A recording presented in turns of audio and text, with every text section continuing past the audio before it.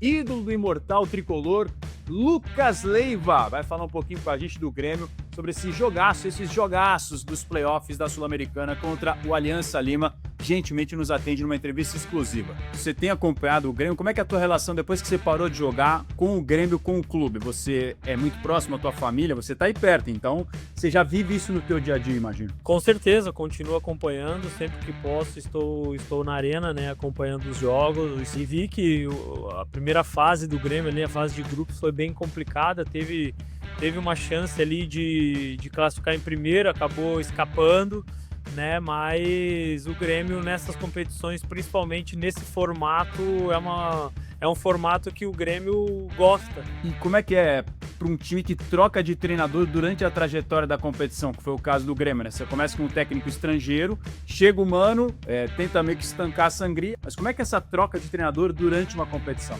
Ela nunca é boa, né? Porque uma troca de comandante no meio de uma competição, no meio de uma temporada, significa que algo está errado. Mas eu acredito que pela forma que o Mano trabalha, pela forma que ele conduz, e pelo estilo de jogo que ele implementa no time, eu acho que veio em boa hora, né? Como tu falaste, o Quinteiros ele não conseguiu extrair, eu acho, o melhor dos jogadores, né? E o Mano entra num momento importante, onde ainda dá tempo de mudar algumas coisas. Então, assim, não é bom a mudança, mas eu acho que foi uma decisão que veio em boa hora pela maneira que o Mano trabalha, principalmente.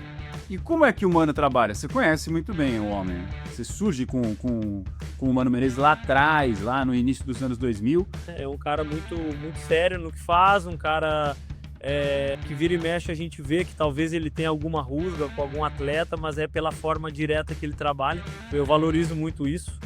Sei que o Mano é um cara de gestão mesmo, de vestiário, ele entende, é um cara que escuta o atleta, eu acho que isso é muito importante, né? Então eu acho que por isso que ele está conseguindo de alguma forma melhorar o time do Grêmio.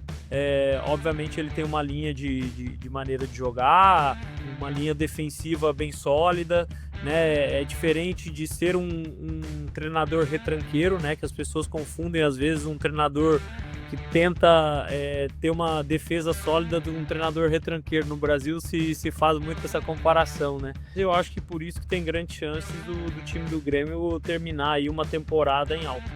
Você chegou a enfrentar o Bright White no teu tempo de Europa ou não? Eu acho que não, acho que acabei não cruzando com ele, não. Mas o que você acha dele como jogador? Tem sido o cara dos gols do Grêmio, né? Eu acho que ele tem sido um atleta importante, né? Um atacante que tem marcado muitos gols. Obviamente, ele sofre, eu acho que quando ele é pouco municiado, né? Porque dentro da área ele realmente acaba aproveitando, né? Eu acho que a eficiência dele é bem alta, né? Então tem sido um cara importante. Obviamente, ele chegou para substituir um cara que eu acho que é insubstituível, né? Pelo ano que ele teve, que foi o Suárez. Né? Então, eu acho que dentro de tudo isso ele tá indo muito bem. E a culpa é sua dele ter que substituir um cara insubstituível, porque você ajudou a trazer o Suárez, você participou desse bastidor, né? Conta um pouquinho pra galera. Pois é, tentei passar o maior número de informações possíveis para ele, porque a gente tinha uma relação do Liverpool, né? Já se conhecia há bastante tempo, convivia como amigos, né? Então eu acabei fazendo esse meio campo, né?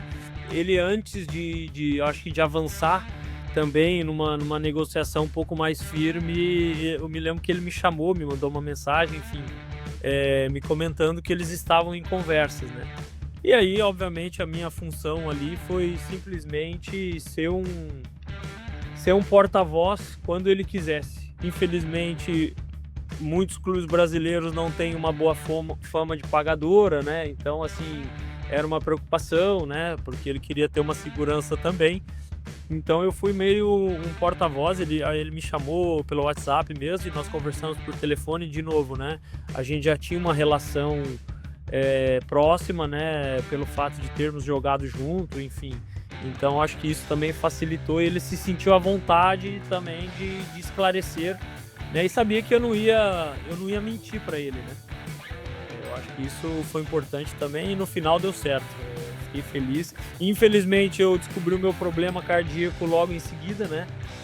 quando ele chegou e acabei não podendo jogar com ele, né? Mas consegui aí ser companheiro dele por alguns meses mesmo sem jogar. Queria saber de você como é que é o Kahneman, o Cão-Neman, como a galera chama ele nas redes sociais, porque o homem é bravo, né? O Kahneman é exatamente aquilo que vocês enxergam no campo. A minha opinião é que ele é uma peça fundamental dentro do time, principalmente, né, com a saída de alguns jogadores importantes. O ano passado a saída do Jeromel, né, a aposentadoria. Então, assim, o Grêmio hoje, em alguns momentos na temporada, eu acredito que faltou uma identidade, né? O torcedor olhar para alguém lá dentro e falar quem que eu me enxergo aqui, né?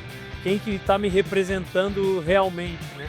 E eu acho que o Kahneman é esse cara hoje, né? Porque é um cara que teve problemas de lesões, mas é um cara que toda vez volta, né? E ele realmente é aquilo, ele dá o máximo, ele ama o Grêmio, né? Ele ama estar jogando pelo Grêmio. E é um cara que mesmo com todas as suas dificuldades, né, principalmente físicas nos últimos anos, toda vez que ele está em campo, a gente nota algo diferente. Grêmio classifica, então, nesses playoffs? Com certeza, eu tô bem confiante. Eu acredito que o Grêmio, quando entra nessa competição, principalmente depois desse tempo aí que o Mano teve para fazer ajustes, eu acho que tem grande chance. Lucas Leiva, senhoras e senhores, ídolo do Imortal Tricolor, exclusivo aqui no Paramount Plus. Muito obrigado, Lucas. Valeu, obrigadão, um abraço.